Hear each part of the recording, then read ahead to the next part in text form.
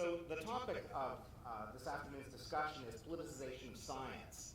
And we've got three quite different presenters with three quite different kinds of approaches. Politicization is one of these fraught topics, whether we're talking about politicization of, or and, or in science. It's certainly one of these very contested kinds of notions. There are folks who think it's a great thing and folks who think it's the most obvious evil of all. And a lot's going to depend on what it is we mean by politicization of science. So our first speaker is Sally Satel, who is a practicing psychiatrist and a lecturer at the Yale University School of Medicine, where and she's also a fellow of the American Enterprise Institute.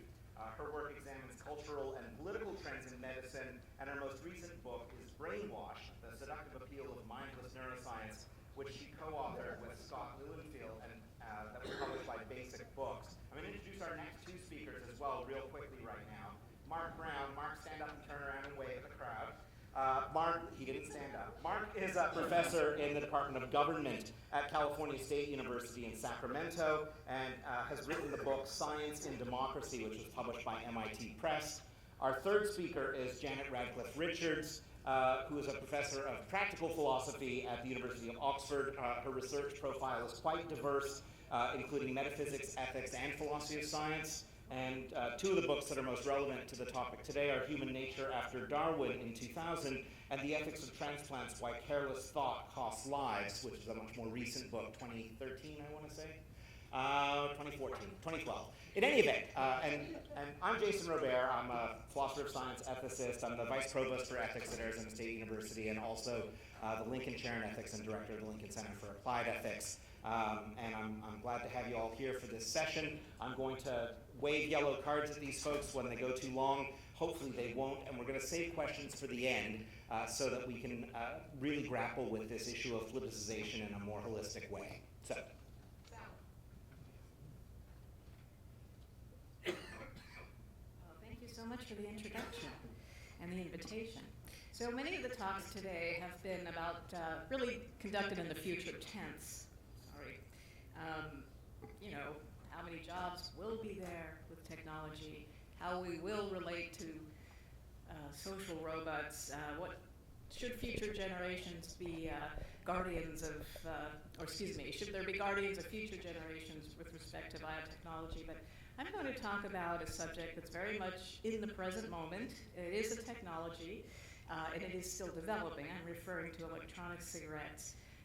To me, they provide an excellent case study of politicization in public health and regulation. But before I start the story of electronic cigarettes, let me define politicization as I'm using it. It's, I guess, a process that subsumes facts or a disposition towards empirical evidence. It subsumes these things to ideological or value-based agendas and or to special interests. And I believe that all of those dynamics are involved in the e-cigarette story, and unfortunately are hindering what I think is a device that has the potential to be one of the most important public health innovations in the last 50 years or so. So, start with our current president. No, I don't know how many of you watch Veep, but that's Julia LouisDreyfus vaping an electronic cigarette at the 2014 Golden Globes at that ceremony. When she was panned, the camera panned her on primetime television, cries of disapproval emanated from our nation's capital. Representative Henry Waxman, who was then the ranking member of the Energy and Commerce Committee, and Frank Pallone told the president of NBC how dismayed they were that the actress was, quote, sending a wrong message to the kids about these products, these meaning vapor products. A few months later, in an absolutely bruising Senate hearing, this is Senator Rockefeller, he tore into executives of two major e-cigarette companies, and he said, I'm ashamed of you. I don't know how you go to sleep at night. I don't know what gets you to work in the morning except the color of green dollars. You are what is wrong with this country. To listen to these reactions, you'd never guess that e-cigarettes, which I'm sure everyone knows what they are, they're battery-powered devices that have a nicotine solution of nicotine that is heated and then vaporized. And when you inhale, you get nicotine. I'll talk a little bit more about their composition later. But this is an aerosol that's inhaled. It's free of carcinogenic tar. That is what makes it so special. You're basically not going to get cancer from using an e-cigarette. That's its chief benefit to smokers. But as I said before, I do think that they have, and this is just another version you may have seen, that's called a vaping pen. Anyway, that they have the potential to ignite a public health revolution, but thanks to alarm over speculative dangers, misleading spin on facts, and outright misrepresentations of the evidence, various lawmakers and public health officials are threatening to dash that promise. So what is driving the controversy over e-cigarettes? Well, at its core lies a tension between two camps, the precautionist and the pragmatists. The precautionists have several looming concerns about e-cigarettes. First, that we don't know all the risks. Second, that they will renormalize smoking and all the progress that anti-smoking advocates have made over the last 50 years, since 1964 when the Surgeon General's report came out, will evaporate, go up in smoke as it were, and that they also serve as a gateway to teens. Kids who would not have otherwise gone on to smoke will start with an e-cigarette and then become smokers. And you know, these anxieties are not without merit, but they need to be placed in the context that the good that e-cigarettes can do by, again, sparing vapors, that's what they're called, a person who uses an e-cigarette is a vapor, that the e-cigarettes do for vapors by sparing them the carcinogenic smoke. So the issue really is one of relative safety. Not are they safe, are they safer than smoking?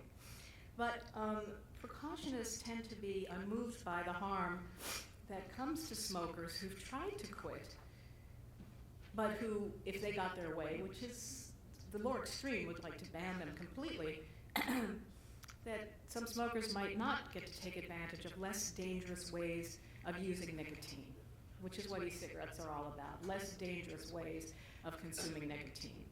And precautionists seek heavy regulation, heavy oversight regulation by the FDA, which actually in a matter of weeks or sometime this summer will finally announce its rules regarding the regulation of e-cigarettes. You've probably heard they're not regulated. That's true.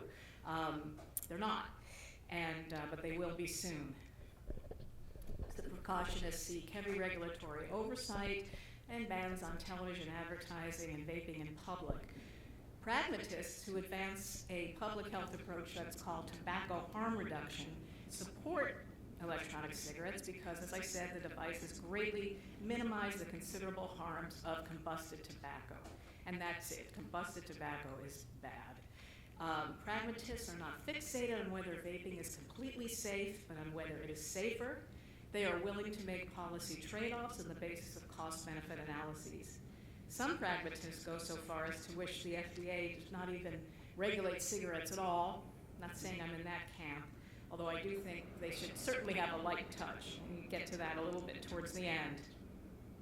Pragmatists want to see e-cigarettes taxed minimally, if at all, because the idea is to incentivize smokers to switch to them, and anything that stands in the way is problematic.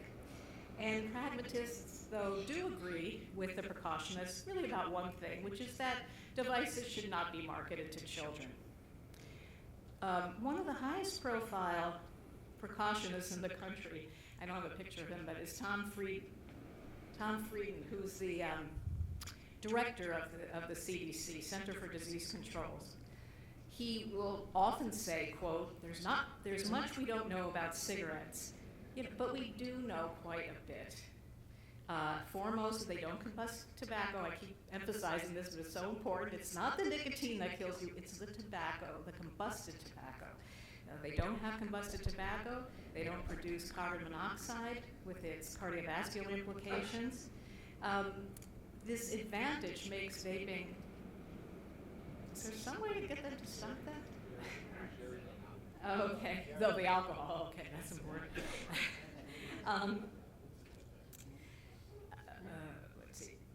Oh, okay. Toxicologists estimate that e-cigarettes are 95 to 99% safer than smoking. As I said, e-cigarettes heat a nicotine solution, or it's called e-liquid, which contain some flavoring. You can get, I'm sure you've all heard of the exotic and sometimes silly-sounding flavors, cotton candy and gummy bears and Captain Crunch that e-liquid comes in, and also a substance called propylene glycol, which is a substrate that really makes the plume blossom. And we can have maybe a demonstration later. It turns out that Dr. Robert is quite a vapor. Anyway, the FDA generally regards propylene glycol as safe. It's in toothpaste. It's also in asthma inhalers, so how bad could, and nicotine inhalers. However, epidemiologists should definitely monitor the effects over time. Certainly vaping for 20 years is almost surely a greater lifetime intake of propylene glycol than using it in an asthma inhaler every now and then. But in the short term and the intermediate term, you're on safe ground to say that propylene glycol is not dangerous. Over the long term, we're not sure. Vapor can also contain other harmful substances, but the amounts are very low compared to those in cigarettes. For example, they have nitrosamines in them, or some samples have traces of nitrosamines in them. These are known carcinogens, but they can also be found in nicotine gum and patches at concentrations of 500 to 1,400 times the amount in e-cigarette vapor. And cadmium, lead, and nicotine also may be present, which, if you hear that, is fairly alarming, except, again, putting it in perspective, much lower than in cigarettes and in amounts and forms considered non-toxic. You may remember this report came out in January to quite a bit of hysteria. The original report was in the New England Journal of Medicine, which certainly gets people's attention, and the title was, quote, "Hidden Formaldehyde in E-Cigarette Aerosols." And that's pretty worrisome. Formaldehyde is a carcinogen, and the article demonstrated that when the voltage of an e-cigarette was set to a high level, that the e-cigarette produced 5 to 15 times the amount of formaldehyde in cigarettes. Well, that's very alarming because that's the whole point of e-cigarettes. They're safer then. So that was quite terrifying. And the media swarmed all over that. However, what was kind of buried in most of these articles was the fact that the original report also tested the e-cigarette at 3 volts, which is the intensity at which most people do use e-cigarettes. And there was no formaldehyde found.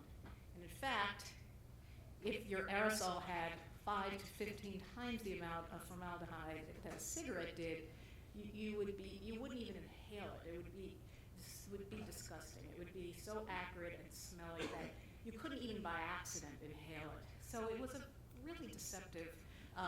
The authors did what they said.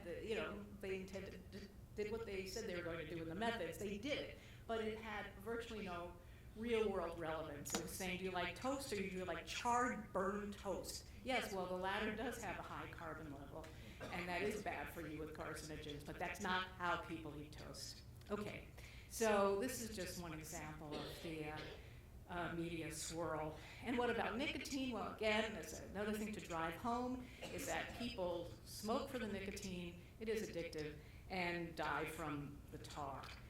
The only group of people who should assiduously stay away from nicotine are people, pregnant women. Yet, Director Frieden of the CDC sounded the alarm, quote, "Nicotine can cause serious damage to developing brains of teens." This is a wildly exaggerated statement based on experiments with rat brains.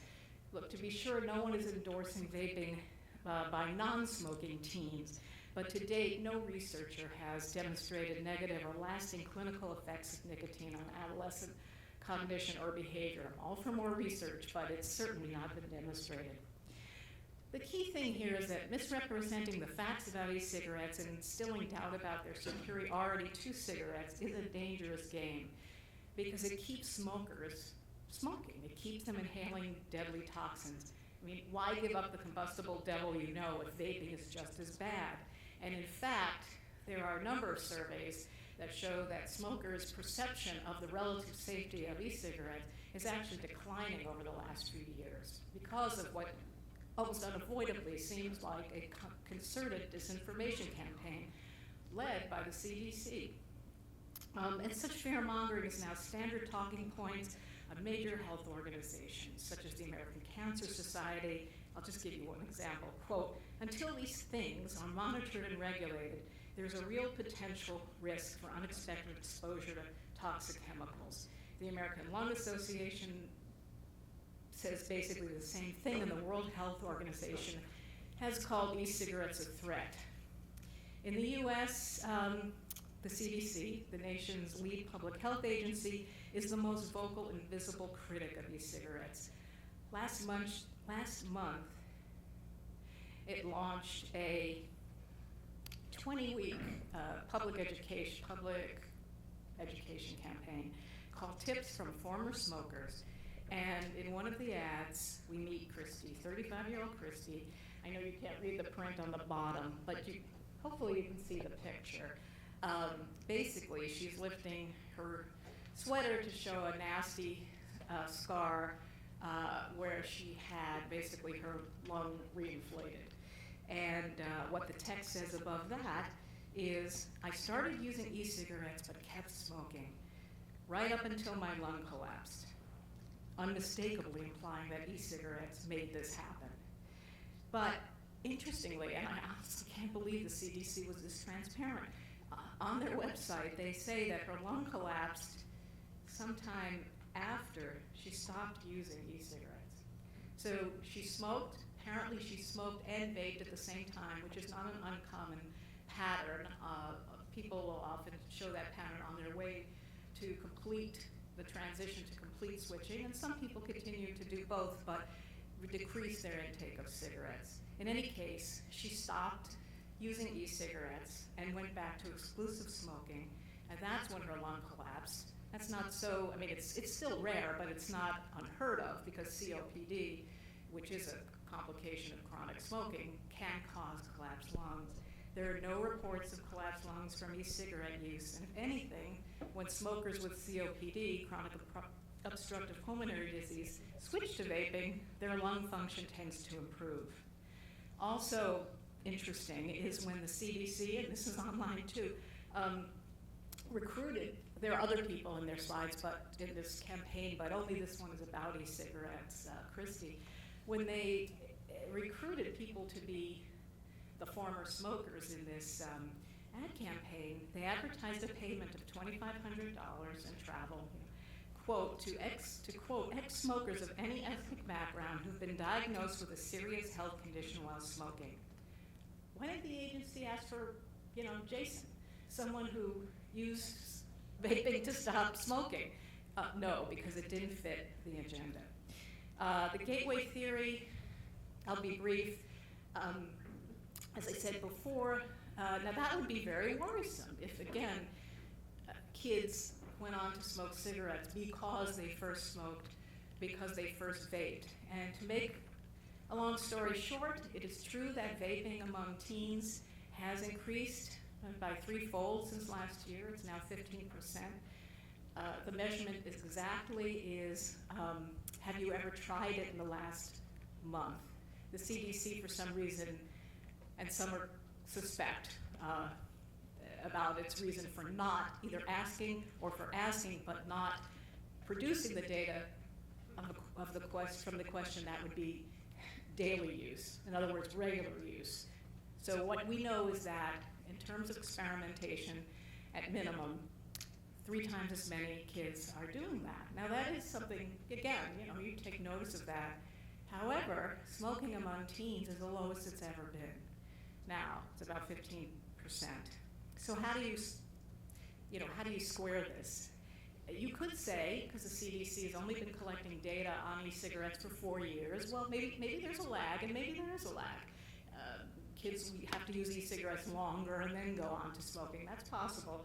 But the data we have now certainly do not suggest that kids are using vaping as a way to cigarettes. If anything, it suggests they are diverted on the way to possibly becoming smokers by e-cigarettes, or they're already smoking teens and they're using e-cigarettes as an exit ramp off.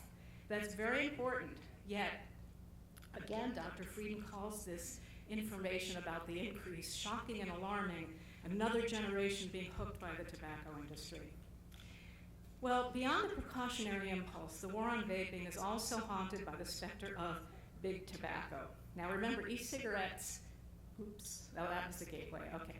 I don't know why that girl looks so skeptical. So, e-cigarettes, there's another dimension to, like you might call it the war on e-cigarettes, some people have. I talked about the tension between the precautionist and the pragmatist, but it's also haunted by the specter of big tobacco. E-cigarettes don't contain any tobacco, but the nicotine that they use is derived from tobacco.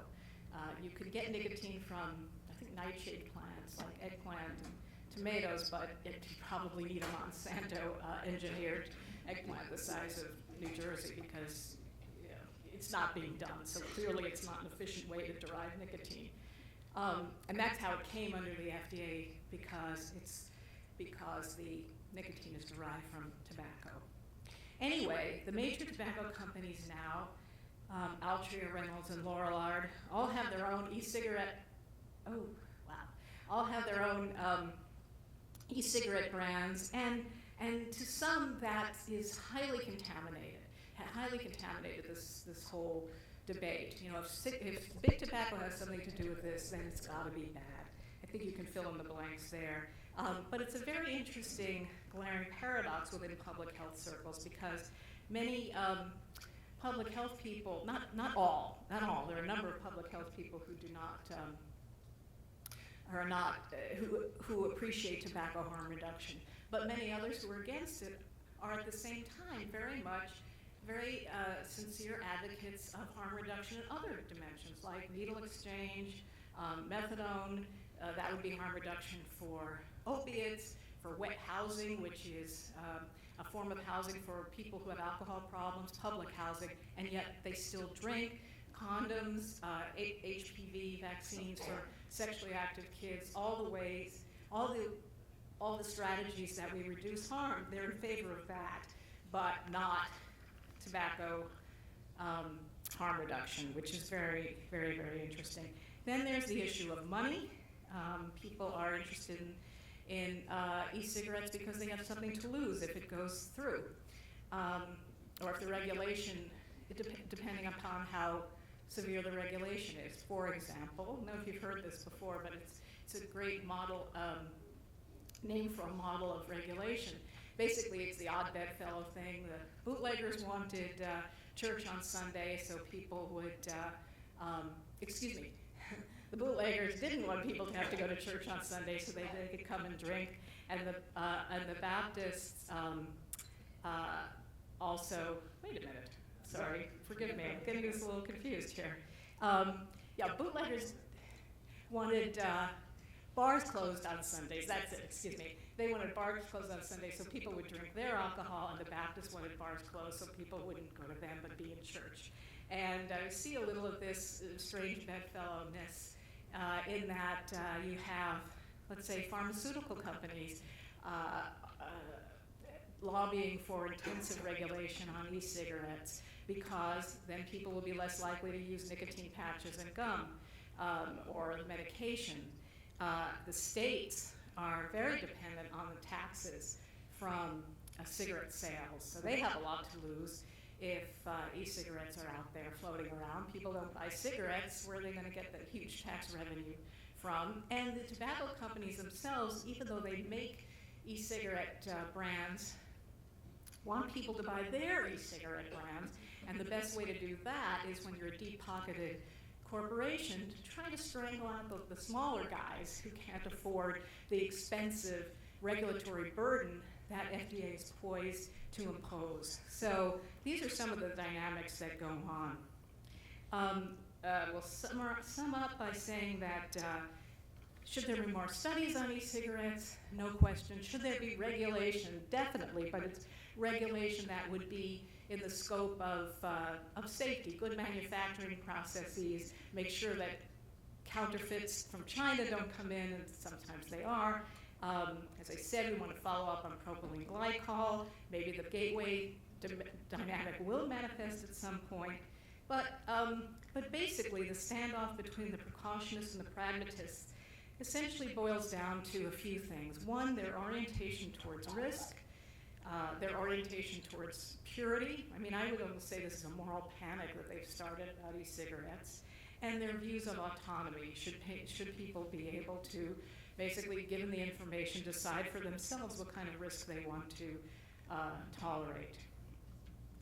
This contest won't be readily resolved because any vacuum of information leads those with a precautionary temperament to imagine worst-case outcomes, to mass-produce reams of nervous commentary, and to call for tight restriction on the freedom to engage in novel practices.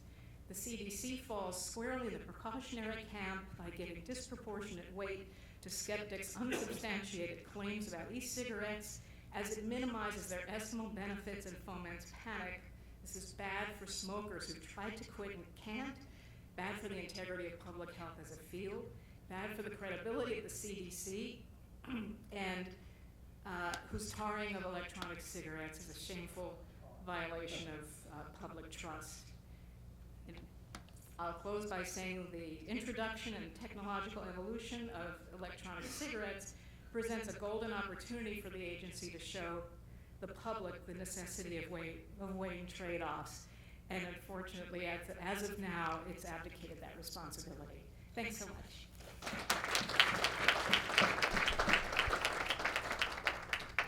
Hi, folks.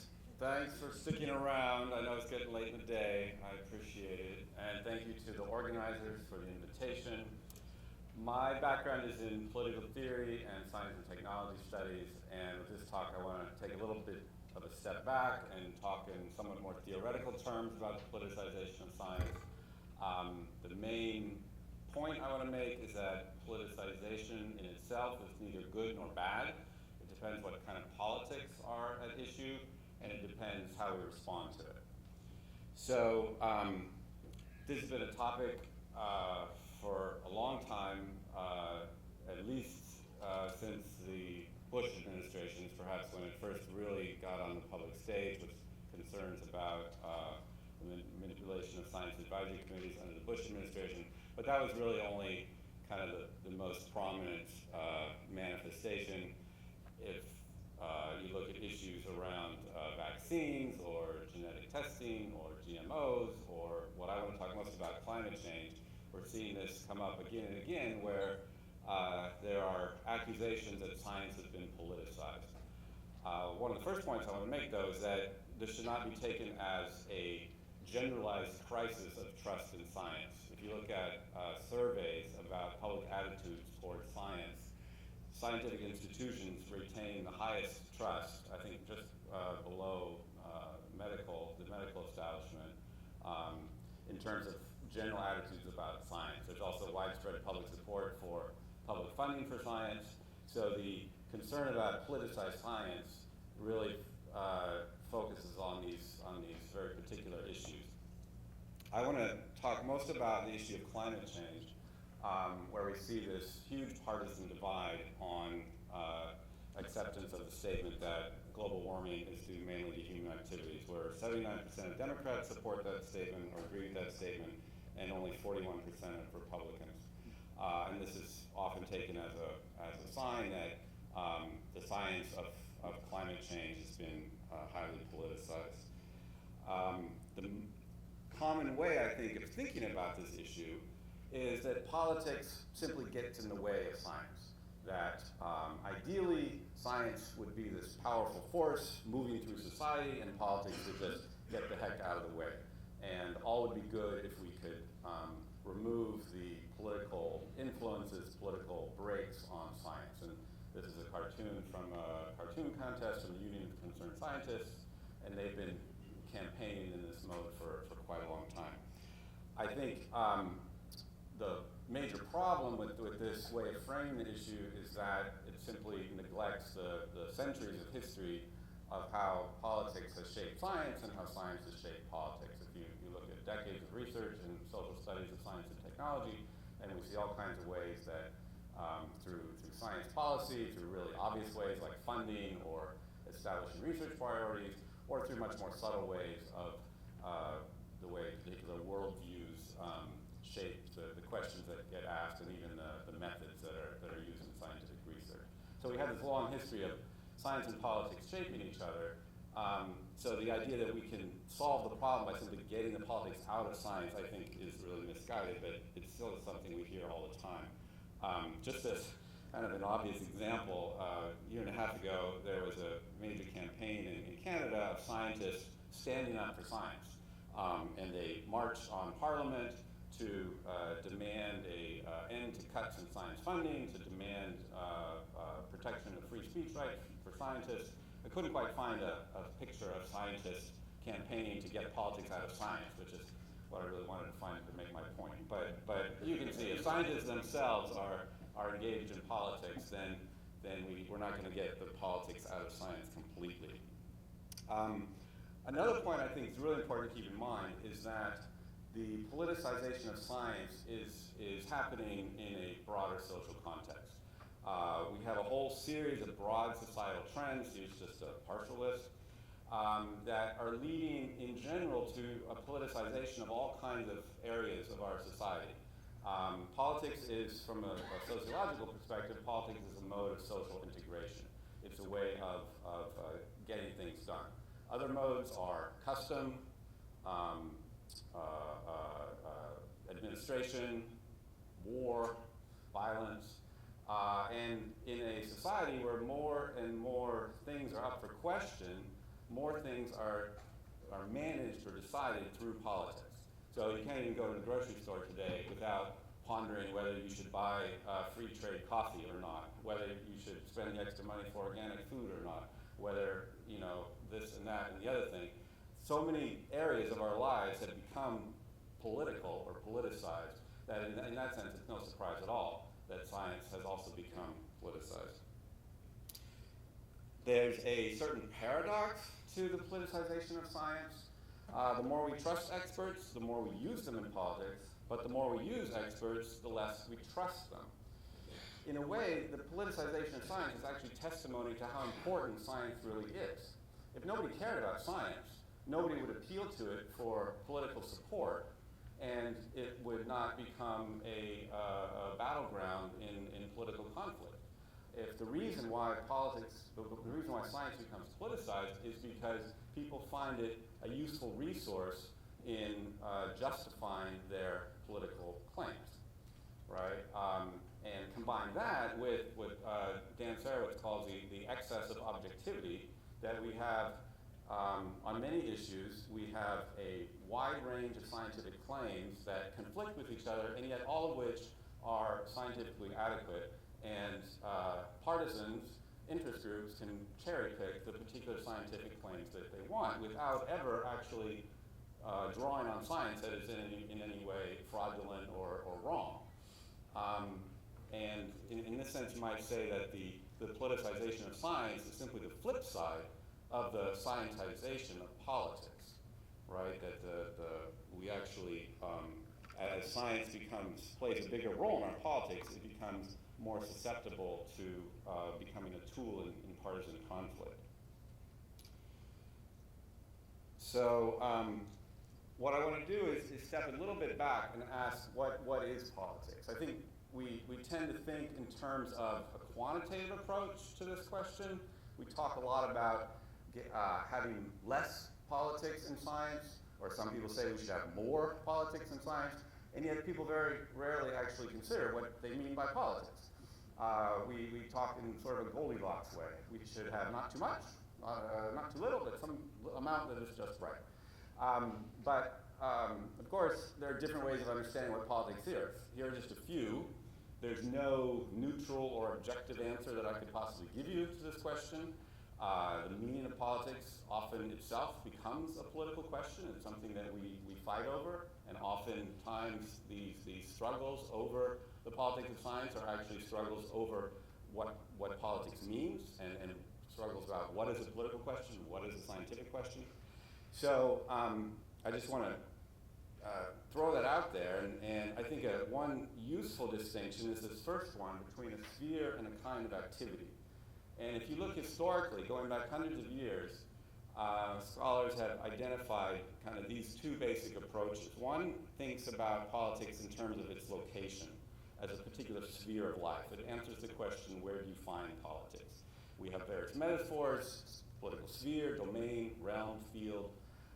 These are spatial metaphors. And it used to be assumed that politics only occurred in a particular political sphere, either the public sphere or the sphere of the state. Now, most people reject that idea, and we acknowledge that there are politics in businesses and in households and in laboratories. But still, we often tend to still think in this spatial way when we only ask where politics is, rather than what kind of activities it involves. So activity questions, activity conceptions, they answer the question, what is politics? And these are just a few of the possible answers. Politics is partisan competition, it's bargaining in a more sort of hopeful, rational approach. Politics is about public deliberation. Sometimes politics is simply about challenging, contesting established routines. These are also all different conceptions of what politics is that often play a role in the politics of science. So this is getting a little bit analytical maybe, but I think it's useful to distinguish between nouns, adjectives, and verbs. I like to tell my students about the podcast Grammar Girl. Anyone seen Grammar Girl? Excellent. Look at all those hands, yes. Language really matters. And when we think of politics as a noun, we think in terms of a certain kind of activity. As an adjective, we can use the word political to describe various things as having political implications or political effects, without yet saying that they are forms of political activity, right? So we can say that biotechnology is political, and yet still say that people doing biotech research in the lab aren't necessarily engaged in politics. And most important, to politicize then as a verb means to turn something into a site of politics. And this is what I meant at the beginning, that politicization is neither good nor bad. It depends on what you do with it. From this perspective, it's a more neutral kind of social scientific approach to the question.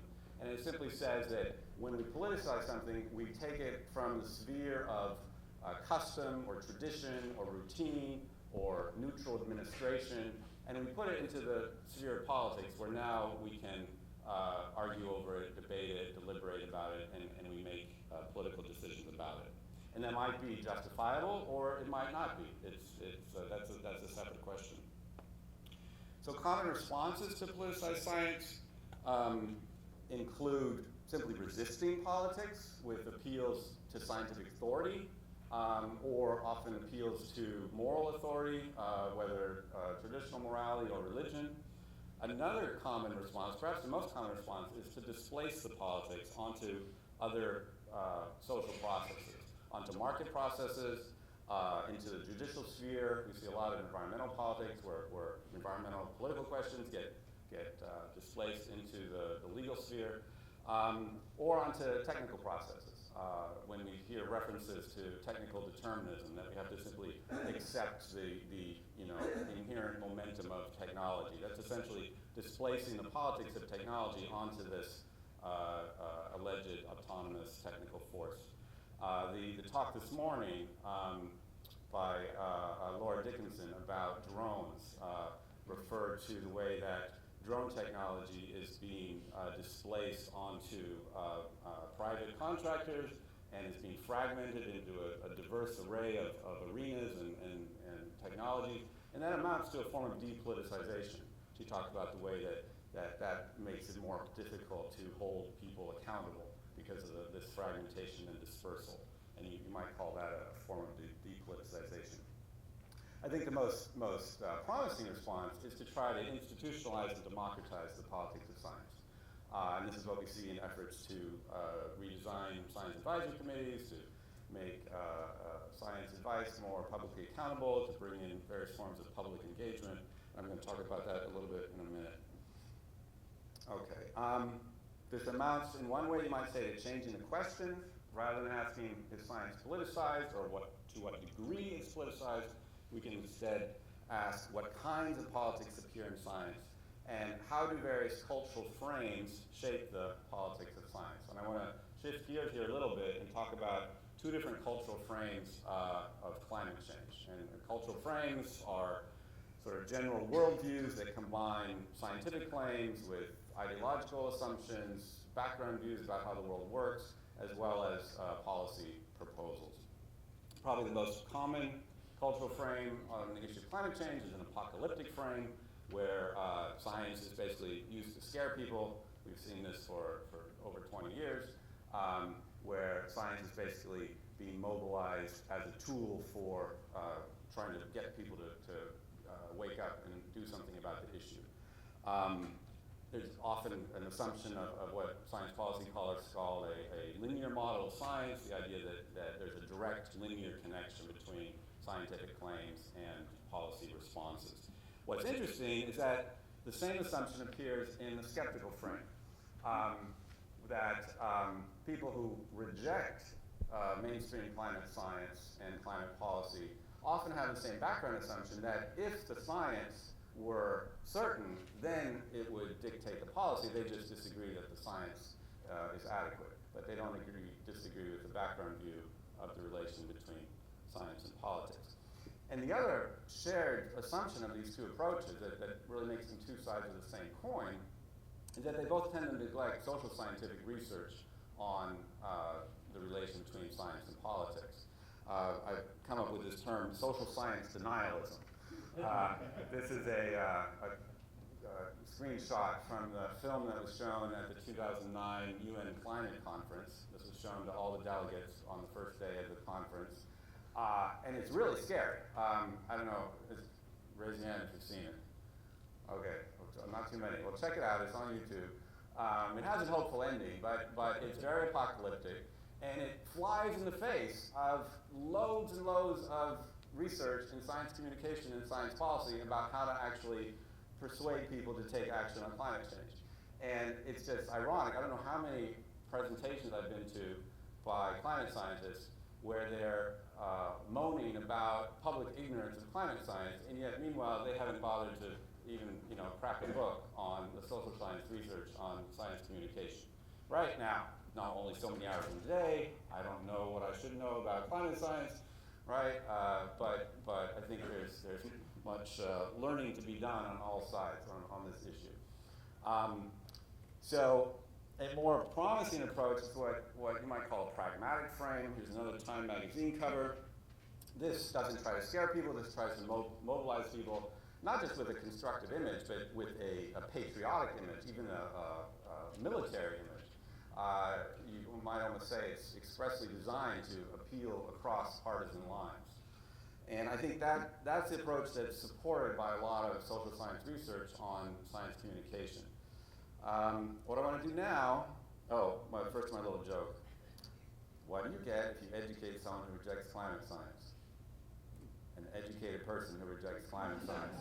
Okay, the research shows that it's not about the knowledge. It's not a knowledge question. John Dewey famously argued that we tend to turn all questions into knowledge questions, and that really applies here.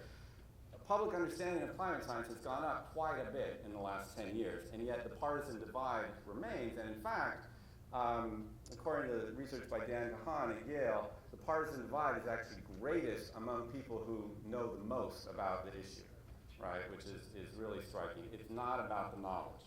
So what are some better responses then if simply more knowledge is not going to do the trick? What are some better responses to the politicization of climate science? One is new approaches to science communication, as I've been saying. There's this research on motivated reasoning and cultural cognition. Cultural cognition is basically the notion that people's acceptance or rejection of scientific claims depends on their background worldviews, whether they have an egalitarian, communitarian view or a hierarchical individualist view. And in addition, their perception of the link between the scientific claims and the policy prescriptions, right? So the widespread perception that climate science implies a big government response, implies major restructuring of our society and economy, almost dooms it to be rejected by conservatives for whom those are something to be very skeptical about. So possible responses include cross-cutting deliberation. There's been research showing that deliberative groups that include people from diverse ideological backgrounds, that they're able to reduce these effects. Reframing the scientific communication to emphasize shared concerns, shifting to, for example, more discussion about energy policy, which has more broad public support rather than climate policy, and linking science to ideologically diverse policy options.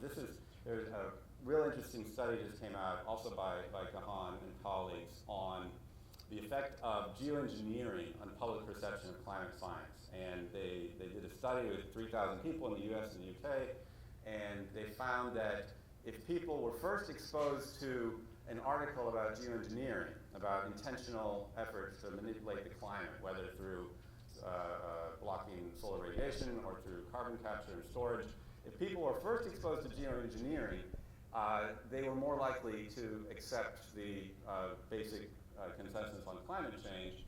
And the hypothesis is, or the theory behind it, is that geoengineering represents a human ingenuity, a kind of affirmative response, not a big governmental response, and therefore conservatives are more likely to accept it. And so that doesn't mean geoengineering is a good idea, but it does suggest that as geoengineering becomes more part of the public discussion, we might actually see more convergence in the partisan divide on climate science. A second approach, new approaches to science literacy. Here's something that I put together with colleagues in a workshop we did at the National Science Foundation. We tend to just focus on the box on the left, intellectual dimension of scientific facts, right? But if you think about it, science literacy should really include much more than that. It should include scientific processes, how does science get done, what is peer review, how do scientists determine burden of proof, what does scientific certainty mean, as well as all these other questions, institutional questions, practical questions, civic, political questions. And that when we talk about what do we want the public to know about science, I think we really need to move in this direction of much broader view. A third approach is to rethink how we design expert advisory committees, move away from the idea of objectivity as something completely devoid of social and political influence, and instead a notion of impartiality, of balancing different social and demographic and disciplinary perspectives, and to ask our advisory committees generally, I mean it depends on the issue, but generally to not always seek to produce a single consensus recommendation, but rather provide a range of options which leaves the political decision makers with more to do, and it doesn't create the incentive to simply appeal to science as the only justification for what they want to do. And then fourth, enough about the science. As I've suggested before, many of these issues are only partly about science, and I think because we're people who care about science and study science, we often fall into the trap of thinking that the problem must lie with the science. Often, though, I think a much bigger part of the issue lies with politics. We actually have long had, for 20 years, we have had a majority belief that climate change is occurring. Not always a very large majority, but it's gone up and down, but it's been a fairly stable majority. In a democratic society, that should be enough. More important, we have long had majority support for climate policy, right? And public opinion on climate policy is actually much stronger than opinion on climate science. And in a democracy, what really matters is whether people support the policy. And in a way, the politicization of science has actually provided a perfect excuse for, or a perfect scapegoat for us and our failures to get anything done on the climate issue, allowing us to neglect perhaps more important factors such as the role of economic interests and our broken electoral system. If you look at countries around the world, many other countries have much stronger support for climate science, but not much better climate policy than we have. So it's of course not to say that science doesn't play a role, and of course science is important, but I think we need to remember that it's not always the most important factor when it comes to public policy. And then I'll just end with this little picture. Science and politics, it's been a long and difficult marriage, but I think it's time to develop more appreciation for the creative tensions. And I will end there, and thank you for your attention. Right, so the last one took a step back. I'm going to take a step even further back and just hope I don't fall off the edge of the conference. I may. Gary says I'm here because of my accent. As I have no accent, I'm very puzzled. But you'll be even, but at least it will explain if this doesn't seem to fit the conference. And I'm going to show that it really doesn't fit the conference by starting in an absurd position. Now, the usual idea about politics getting in the way of science and the governance of technology is that you have people with vested interests in distorting things. So you get the tobacco companies denying cancer, you get big pharma rigging its experiments, and all the rest of it. Now I'm concerned with a different kind of politicization, which is the way we think about ethics and the way people get themselves into political alignments. And I'm going to start in a place that sounds as though it has no relevance at all, because it's quite a useful illustration of the direction. It just happens to be something that connected with the way I was dealing with things. A very long time ago, I was trying to sort out the 19th century debate about the subordination of women. This was a time when it was beginning to be suggested that having different laws for men and women was somehow wrong. John Stuart Mill at the time in Britain was trying to get women admitted to the franchise under exactly the same conditions as men. And the extraordinary thing was, well, perhaps it wasn't, the extraordinary thing was they were busy anxiously trying to enfranchise the working classes before they rebelled, but nobody took seriously enfranchising women. Now, what was the argument they used? They all had the idea women were obviously different by nature. There was a long tradition which showed in all societies that this was regarded as the proper way to organize people. And this was clearly the best, and it was best for everybody. This was what we should do. Now, Mill came into this debate and said, we haven't got enough evidence about the difference between men and women because, as you are all recommending, they have been kept in systematically different environments. We have no controlled experiments. Furthermore, you can't use the idea that we've always done this as evidence that it's good, because the very fact that we've always done it shows that we haven't got any evidence of anything else. And he said, anyway, if it's really the case that women and men are so different by nature that women wouldn't be able to do men's things and all the rest of it, what on earth is the point of all these rules to prevent them? What women by nature cannot do, it is quite superfluous to forbid them from doing. Now that looks to us like a complete set of knockdown arguments. And yet the bits I've just referred to now, when I said, women and men are obviously different, come from, or they're a paraphrase of, a man who was actually replying explicitly to Mill, conservative lawyer by the name of James Stephen, who happened to be the uncle of Virginia Woolf. And he said, women are completely different. They are weaker than men in every shape. And he went on to talk about brains and intellect and texture of sinews and goodness knows what else. And he said, this is all established by long experience as the best way for everybody. Now, how that could be said as a reply to Mill was extraordinary. I couldn't make this out.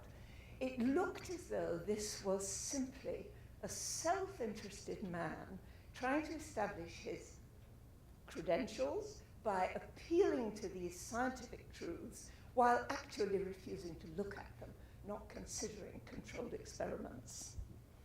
And this was where I left the matter for a long time until I did some work on the implications of Darwinian theory.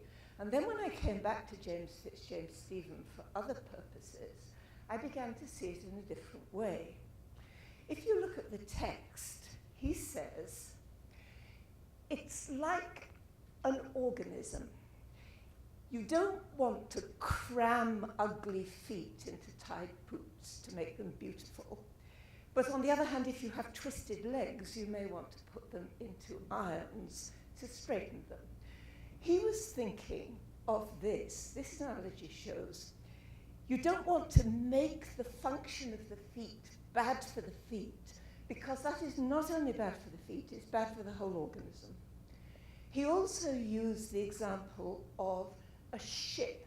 He says, even if the first mate of the ship is occasionally better than the captain, you've still got to have an organization where it's clear that who's in charge. And if the first mate starts making a fuss about it, this is the wife, if the first mate starts making a fuss about it, it shows a base, unworthy, mutinous disposition. Now you can see from this that James Stephen has a certain image of the way the world works. It's designed in a certain way such that things will go well if only people do what they ought to do. If women and men stay in their proper places, you will have harmony. And he says, the sexes can no more have different interests than different parts of the same body. Now this is interesting, because this is just what you would expect of a conservative coming out of a religious position, even if he is not actually using religious arguments in his discussion. Because he comes out of traditional Christianity, where there is clearly an order to nature, because God did it and saw that it was good, and he laid down a whole lot of rules which you could get directly from being told by the authorities, and things would be fine as long as you didn't break them, and if you did, you'd get fire and brimstone. This gradually got much more sophisticated, not to say incoherent, in the Middle Ages, when they started incorporating the work of Aristotle, who had the idea of a different kind of ordered universe. It was layered, and interestingly, the physical layers were roughly the same as value layers, pure intellect on the outside, lowest things on the inside.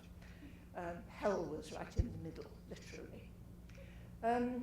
Now, Christianity somehow managed to botch this together in Dante. Dante is a lovely illustration of this, which I would go into if I had time.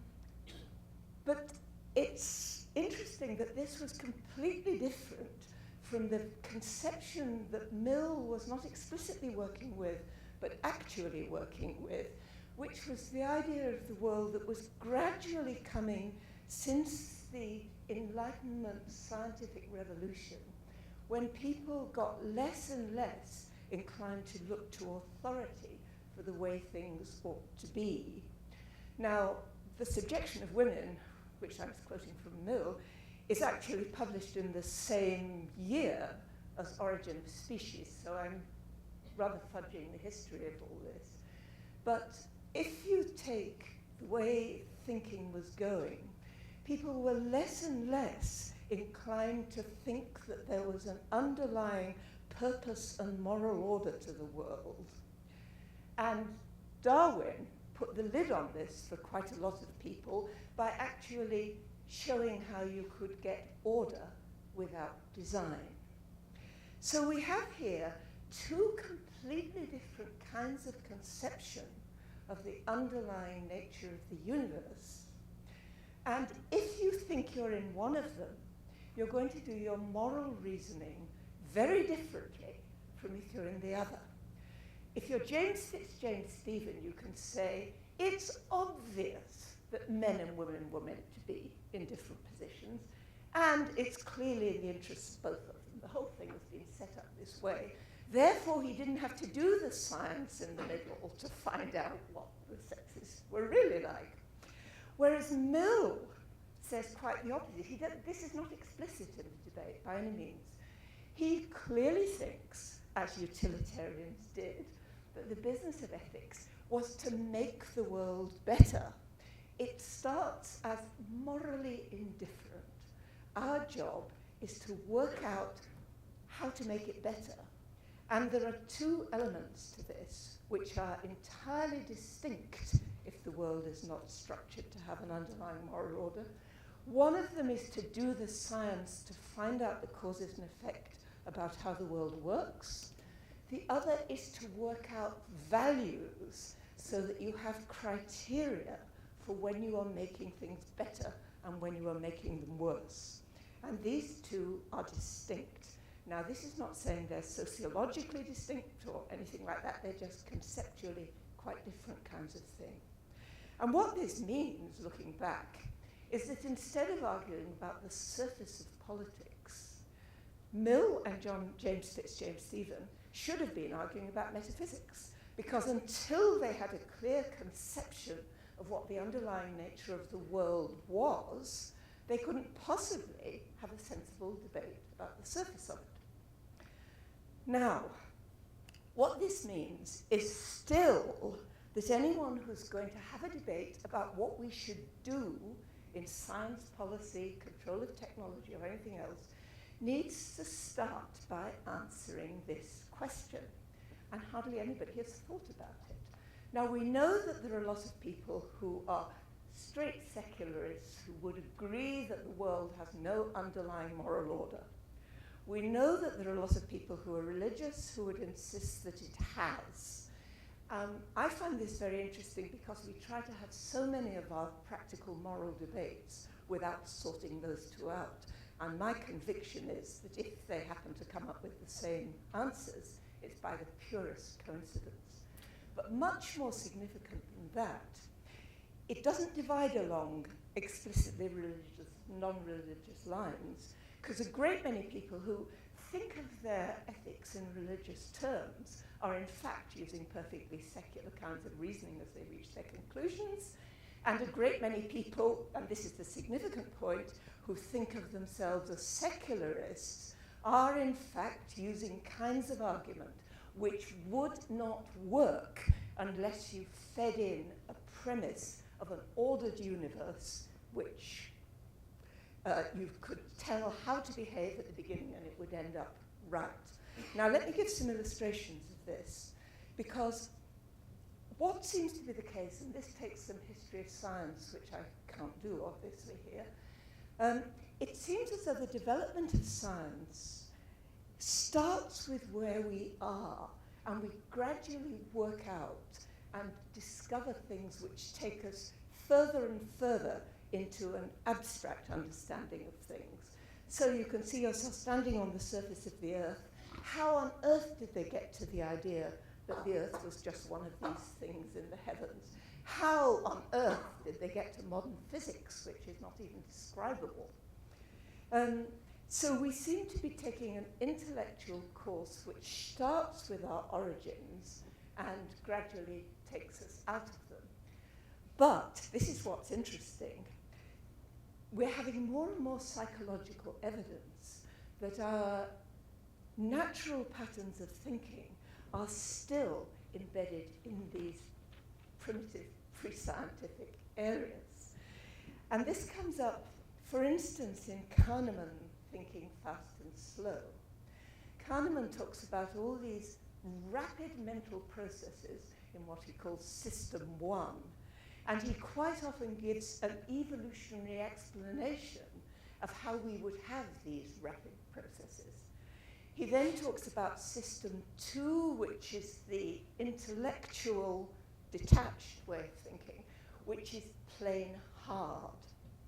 And this is the kind of thing we need to be on the lookout for if we're going to get our reasoning right. Then we have Jonathan Haidt, who discusses things in a rather different way, but one of the things he shows, and Mill actually said this 150 years earlier, but we'll talk about Jonathan Haidt, that a great many of the things which are most fixed in our psyches are the psychological attachments to particular moral rules. Now, I want to make a distinction between first-order morality, which is the rules we have to follow in our society, and then the higher levels where you work out which rules you ought to have. If you're James Stephen, you just stay with the intuitive rules you start with and presume it is somehow going to result in the good.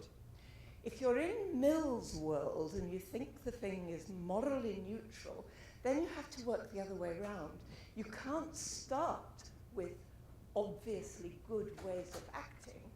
You have to start by saying, what do we want the world to get like?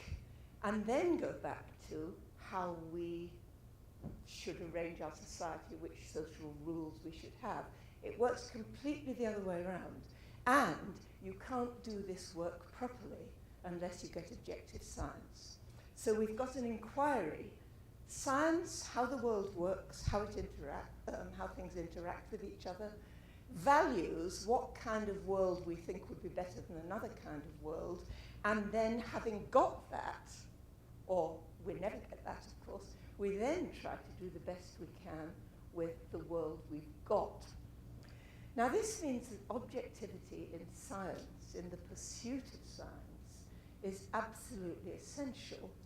But also, if people like Jonathan Haidt are right, we tend to be very attached to this way of thinking that somehow the world is ordered and we just have to keep the rules to keep it working right.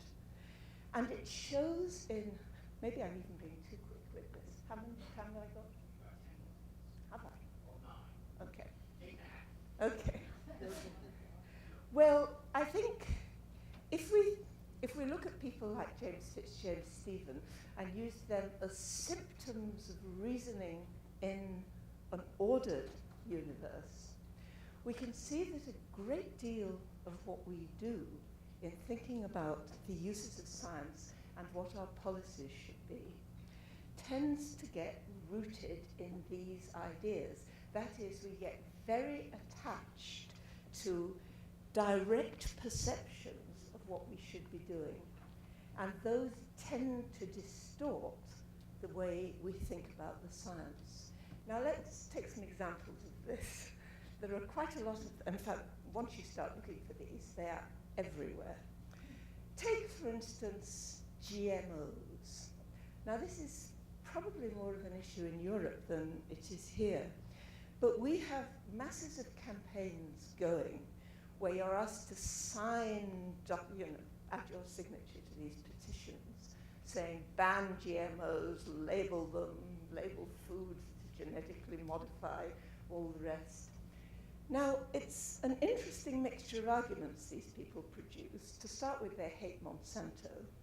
They're worried about farmers in the third world. I mean, perfectly reasonable to worry about farmers in the third world, but they're also, quite separately, afraid for human health because these things haven't been tested and we don't know. Now, it's pretty clear once you start thinking about these things that what these people have is a fear of interfering in nature. There is nothing that genetic modification has, different sorts have, in common with each other than that you're doing it by these scientific methods. There is no reason whatever to think there's any kind of uniform harm or danger. The danger stems from the idea that we are meddling in what we should not be meddling in. But that doesn't make any sense unless you presuppose that the world has a natural, underlying good order which you are interfering with.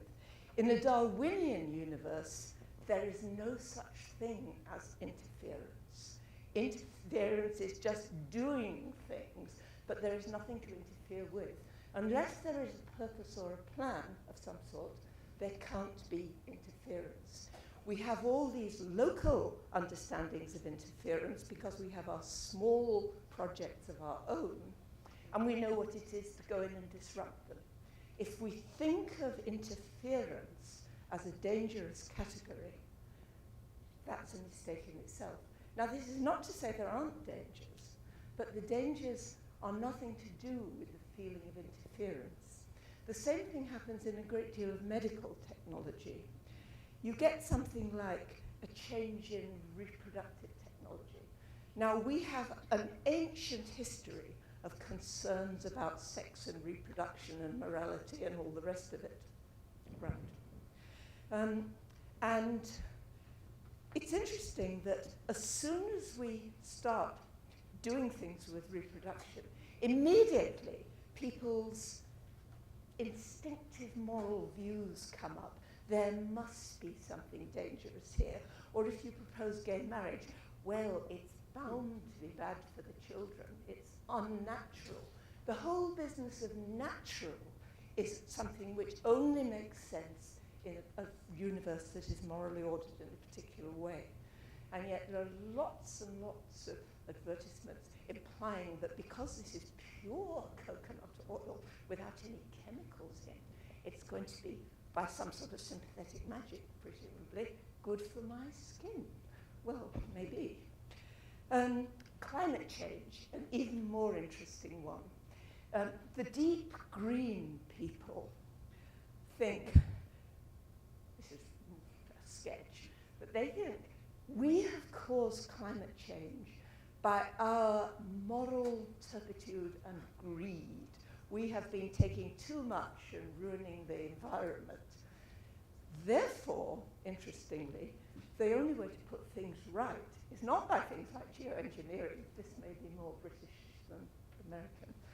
But we must reform our ethics. We must stop being greedy. We must start being altruistic. Now, there are a lot of things that are interesting about this.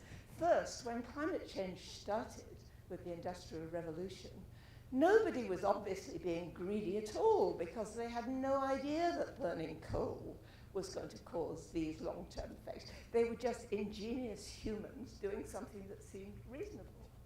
Now, maybe we're doing bad things now, but it wasn't that our sin caused this bad effect, nor is it necessarily the case that the best way to undo the bad effect is to stop sinning in this way. It might be, but it might be by geoengineering.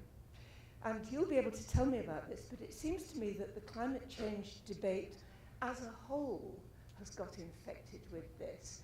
Why is the climate change debate about whether climate change is man-made?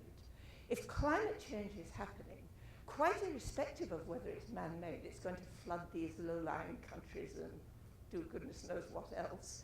Therefore, shouldn't we be trying to stop it in the way we are trying to stop meteorites, which I don't think we think are judgments of God anymore? So why are they arguing about whether it's man-made? And I suspect, though I'd have to do a lot of psychological research to find that, it's because, you'll be able to tell me about this, I suspect it may be because the people who are against them, who are trying to deny that there's man-made climate change, are thinking at some level that they haven't done anything wrong, and therefore it can't have had any fine consequences that are bad. So I think that with all these ethical debates and all these debates about what we should do, we've got first to decide what we think the fundamental nature of the world is like, and I wish you the joy of that in your politics. But having done that, we've got to be very careful about the kind of intuitive reasoning we do. Right. We can't start with our existing moral rules because the whole idea of ethics must be to question them. And I want to say very quickly, because this came up in another one, we cannot start with our existing legal rights. They may be good, they may be not. We were being given an analogy the other day about the rights one has in an ethics, what you call IRBs, and making inferences to rights about indigenous peoples or something. The question is whether the ethics of the IRBs is right. You can't start by saying, here's our rule now, we're going to stick to it, and that will produce what's good. We have to do it the other way around. How are we going to produce what's good? And then ask which rules we have to go to it. And I've hardly scratched the surface of this subject, but